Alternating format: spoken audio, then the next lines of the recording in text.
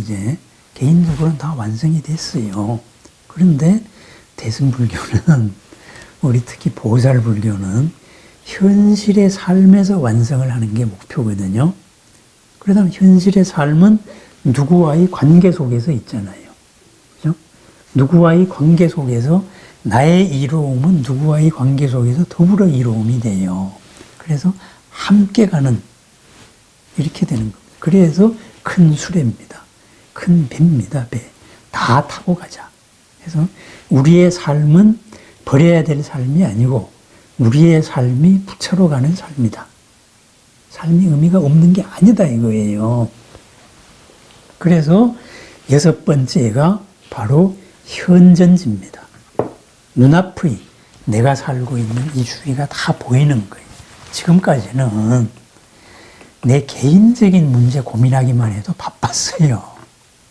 그래서 틈만 나면 앉아가지고 이것이 뭐지 하고, 왜 내가 이런 생각이 일어나야지 하고, 이러한 거에는 어떤 충동이 숨어 있지, 이렇게 해서 내 스스로를 이렇게 계속 이렇게 관찰을 하고, 거기서 집중과, 그죠? 관찰하는 지혜, 이것을 같이 떠올렸었단 말이죠.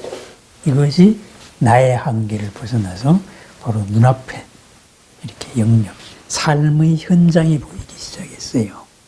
현전지입니다. 그죠? 앞에, 앞전, 앞에 현 드러났다. 법계가 드러난 거예요. 그러면은 이 단계에서 한 단계 더 나가면 어떻게 되겠어요? 이것이 확장이 될 거 아니에요. 수행의 모든 것은 가까운 데서 멀리로 옵니다. 가까운 데서 멀리로.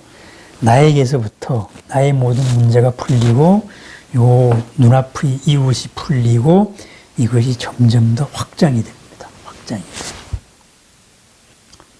확장이 되다가 보면은 제8지가 되면은 뭐가 되느냐.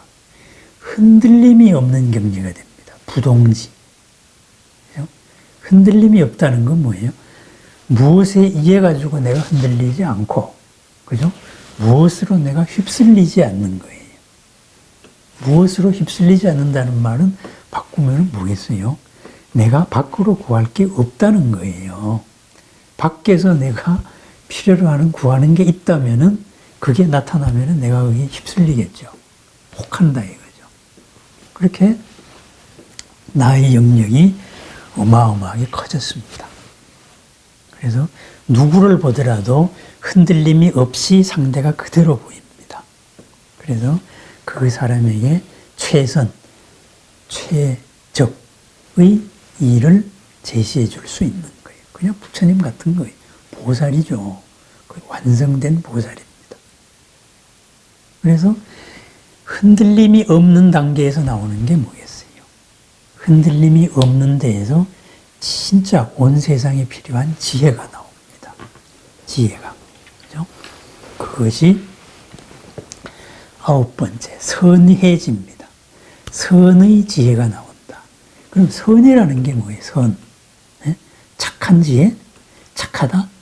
우리말로 착하다 그러면 이거는 뉘앙스가 안 맞아요. 선이라는 것은 그 사람을 이롭고 평안하게 하는 것을 선이라 그래요. 불교에서 선이라고 표현한 글자 속에는 그 사람을 이롭고 상대를 평안하게 만드는 거예요. 만약에 상대를 불안하게 만드는 요인이 있다. 그건 선이 아닙니다. 악입니다. 그죠? 상대를 억압한다. 악이죠. 상대를 개발시켜내는 것. 이게 선입니다. 이러한 선의 모든 지혜가 드러난다. 이거죠. 모든 생명이 갖춘 긍정의 가능성을 다 꽃피우게 할 수 있는 경지. 바로 이것이 선해집니다. 이러한 선한 지혜가 무한으로 확장이 됐다 그럴 때는 어떻게 되겠어요? 그것을 표현을 한 게 법운지입니다. 진리의 구름같이 온 세상에 진리의 비를 내린다. 그래서 그것이 화엄십지, 법운지입니다. 법운지. 그 위에부터는 이제 부처님의 영역입니다. 보살로. 그래서 이런 것이 이제 수행에서의 가장 가장 기본 입장입니다. 단계입니다. 그게 단계고, 그렇다면 요거 대승불교의 이 보살 십지를 바꾸어 말하면 뭐겠어요? 1차적으로 초지 환희지에서부터 오 난승지까지는 개인적인 완성이에요. 개인적인 완성. 말을 바꾸면 뭐가 될까요? 온실 속에서 잘 큰 거예요. 온실 속에서. 그죠? 고요히 앉아 있을 때 그냥 마음이 복잡한 사람이 어디 있어요? 수행을 요만큼이라도 해본 사람은 고요히 있을 때 정말로 환하고 평화로워요. 그죠? 참 세상 중생들이 왜 저렇게 어리석게 살까? 뭐 이런 건방진 생각까지도 해요. 그러다가 온실 밖을 나왔어요. 그러다가 보니까 갑자기 자기들끼리 말대해서 안 되면 법원으로 가는 일이 생겨요. 그죠? 우리 중생만도 못한 일이에요. 그죠? 이렇게 되는 거예요. 온실 밖이에요. 그러면은 이 보살 십지에서 말하는 현전지부터 법운지가 뭐냐? 이것이 바로 온실 밖의 삶이에요. 현전지는 당장 눈앞의 현장에서부터 이 때없는 빛나는 지혜가 그대로 이루어져 나가는 거예요. 눈앞에서 이루어진 이 지혜와 공덕이 무한으로 확장된 것, 이것이 법운지다 이 말입니다. 그래서 우리 대승불교적인 입장에서는 이랬습니다. 그 사람이 수행을 많이 했다. 참 훌륭하다. 그런데 그 사람의 이 현재에서의 삶이 어떠하냐? 이것을 평가하는 것이 제6 현전지, 원행지, 부동지, 선해지, 법운지 이렇게 되는 거예요. 저 사람이 정말로 걸림 없느냐? 그죠?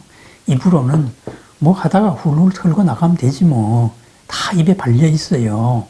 그런데 정말로 상황이 닥쳤을 때 훌훌 털고 나가는지 한번 보는 거예요. 훌훌 털고 나갔다. 그럼 현전지에는 도달한 겁니다, 이제. 예? 눈앞에 그 영역에서는. 그런데 더 큰일 가지고 또 고집을 한다. 예? 말도 안 되는 욕심을 부린다. 이렇게 되면은 이제 원행지로 못 나간 거지요. 그죠? 개인으로서는 자기 주변의 살림에서는 해결이 했는데, 요 집단의 이해관계 속에서 내가 헛소리를 한다 이거예요.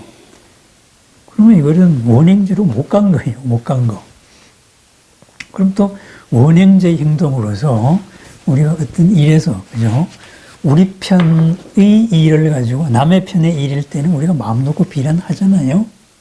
그러다가 우리 편 일, 똑같은 일이 우리 편이 되었을 때 주어가 바뀌면은 입 싹 씻어버리잖아요.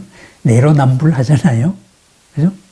그러면은 원행지가 되면은 내로남불이 안 되는 거지요. 그죠?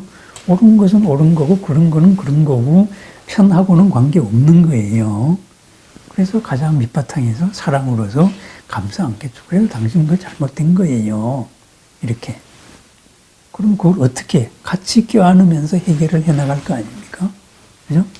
해결을 해 나가면서 흔들림이 없잖아요. 그게 바로 부동지입니다. 부동지. 그죠?